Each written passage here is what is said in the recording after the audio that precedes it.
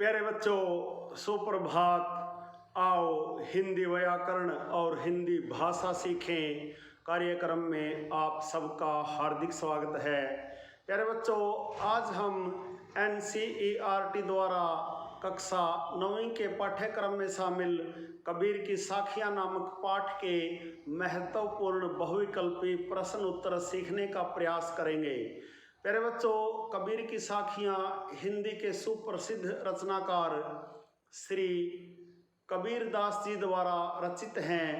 आइए कबीर की साखियाँ नामक पाठ के महत्वपूर्ण बहुविकल्पी प्रश्न उत्तर सीखना प्रारंभ करते हैं।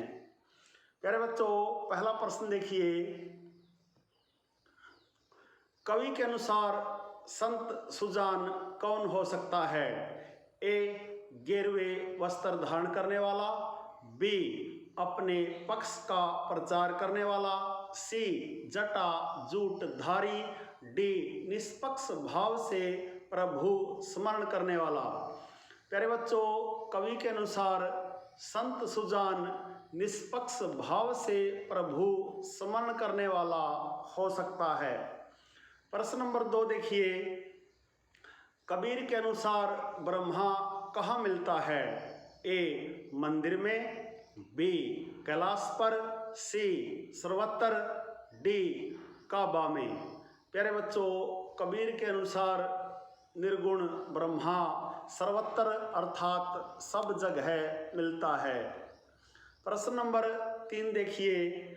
मोह को कहाँ ढूंढे बंदे पद में कवि ने ईश्वर को कहाँ ढूंढने के लिए कहा है? ए, मंदिर में। बी, तीर्थों में। सी, मस्जिद में। डी, अपने अंदर। प्यारे बच्चों, मोह को कहाँ ढूंढे बंदे पद में कवि ने ईश्वर को अपने अंदर ढूंढने के लिए कहा है। प्रश्न नंबर 4 देखिए। ज्ञान की आंधी के आने से क्या समाप्त हो जाता है? ए, भ्रम। बी, प्रभु प्रेम। सी, भक्ति। डी, आस्था। प्यारे बच्चों, ज्ञान की आंधी के आने से भ्रम दूर हो जाता है, भ्रम समाप्त हो जाता है। प्रश्न नंबर 5। अज्ञान का अंधकार किस ज्ञान रूपी से नष्ट हुआ? ए, दीपक। बी, चंद्रमा। सी, सूर्य। डी, मशाल। प्यारे बच्चों, अज्ञान का अंधकार सूर्य रूपी ज्ञान से नष्ट हुआ। प्रश्न नंबर 6।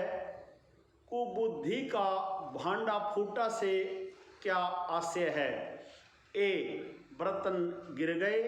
बी, बर्तन टूट गए। सी, कुबुद्धि भांडा टूटा।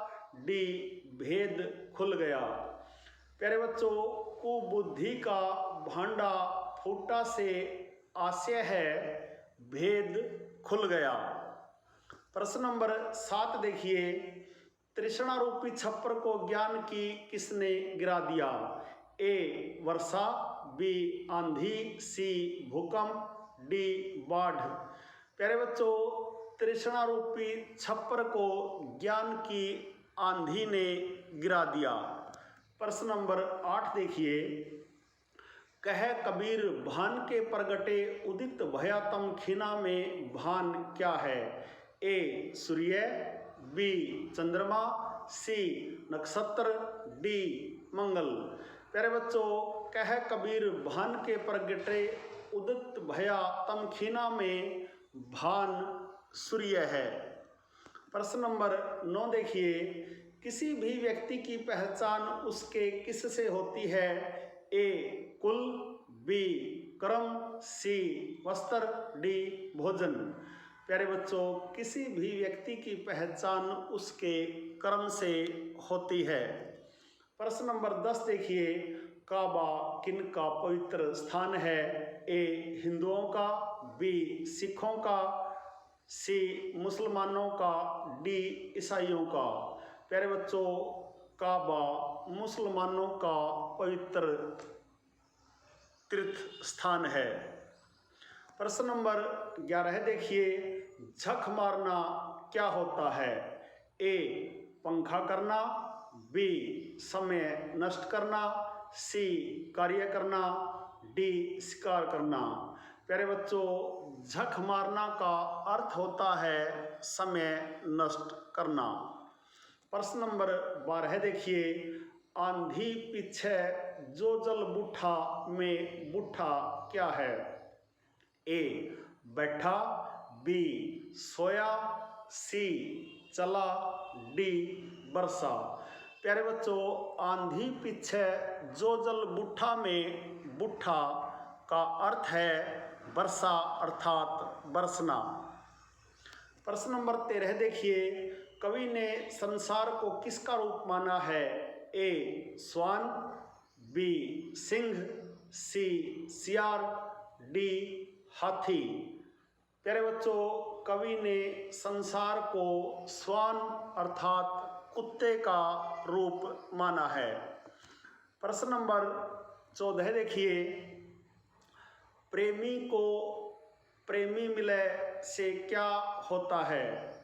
प्रेमी को प्रेमी मिले से क्या होता है? ए अमृत विष हो जाता है, बी विष अमृत हो जाता है, सी लोग जलते हैं, डी सब कुछ नष्ट हो जाता है।